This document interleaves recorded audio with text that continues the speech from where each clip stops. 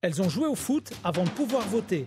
Inégalité, maillot de garçon, souliers d'or, on vous dit tout sur les Red Flames. Les premiers pas du foot féminin.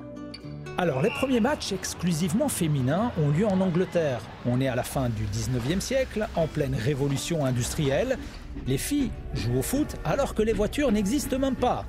Les matchs servent à l'époque à récolter des fonds pour des œuvres de charité et même un peu plus tard pour les victimes de la Grande Guerre.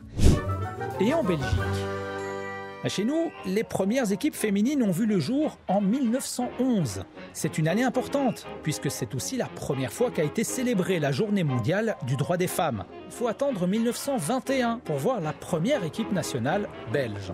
Et voir d'ailleurs, par la même occasion, les femmes voter. Inégalité.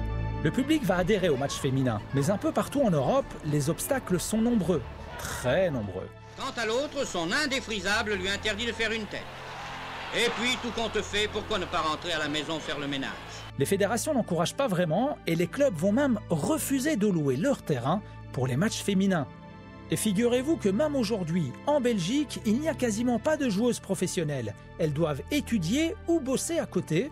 Seules celles qui évoluent à l'étranger arrivent à vivre de leur passion. Jouer avec 2 jobs pour certaines, parce que tout le monde n'est pas professionnel dans cette équipe. Mais voilà. Depuis la création de l'équipe nationale, il ne se passe plus rien, ou presque, jusque dans les années 60. Ah, les Golden 60s. Les Beatles, mai 68, Un homme sur la lune, et les femmes de retour sur les terrains de foot. Mais des femmes qui n'ont toujours pas de compétition. Pour cela, il faut attendre 1972. L'Union belge organise les premiers championnats officiels. Uniforme. Celles qu'on appelle les Diablesses à l'époque vont enchaîner les matchs dans les années 70. Et d'ailleurs, à ce propos, elles ne sont pas vraiment gâtées au niveau équipement. Figurez-vous que la gardienne Anne Noé joue ses premiers matchs avec un vieux maillot de Jean-Marie Pfaff. Allez, je suis content. Le fameux Jean-Marie, la star des Diables Rouges. D'ailleurs, Davina Filchens, 1m51, doit encore jouer avec un maillot de taille L alors que l'on se trouve dans les années 2010.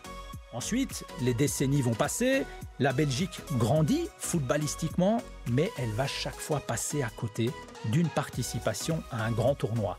Il manque toujours un truc. Mais je pense que notre ambition, c'est d'aller le plus haut possible et donc pour ça, il faut continuer à bosser. De Diablesse à Red Flames, dire qu'il y a 10 ans, ils étaient 500 seulement dans les stades. Aujourd'hui, les Flames jouent devant plus de 7000 personnes. Le centre du droit de Wenant, oh le contrôle de Willard et le quintuplé de Tessa Willard, mais une superbe action collective. 2011, c'est le tournant. La fédération nomme un ancien footballeur professionnel à la tête de l'équipe, Yves Cernels. On met la barre plus haut et les résultats s'améliorent. Maintenant, les filles sont suivies au niveau de la diététique, de la tenue athlétique, des données GPS, des drones filment même les entraînements, et puis les Flames vont loger et s'entraîner au centre de Tubize, comme les Diables Rouges. Modernisation rime avec changement de nom.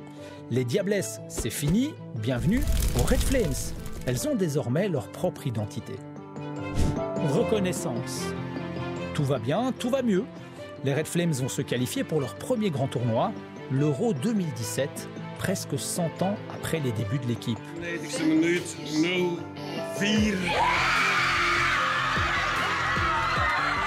2017, c'est aussi le premier soulier d'or féminin qui est décerné à Tessa Willard. Aujourd'hui, les Red Flames figurent parmi les 20 meilleures équipes au monde. Elles se sont d'ailleurs qualifiées brillamment pour l'Euro 2022.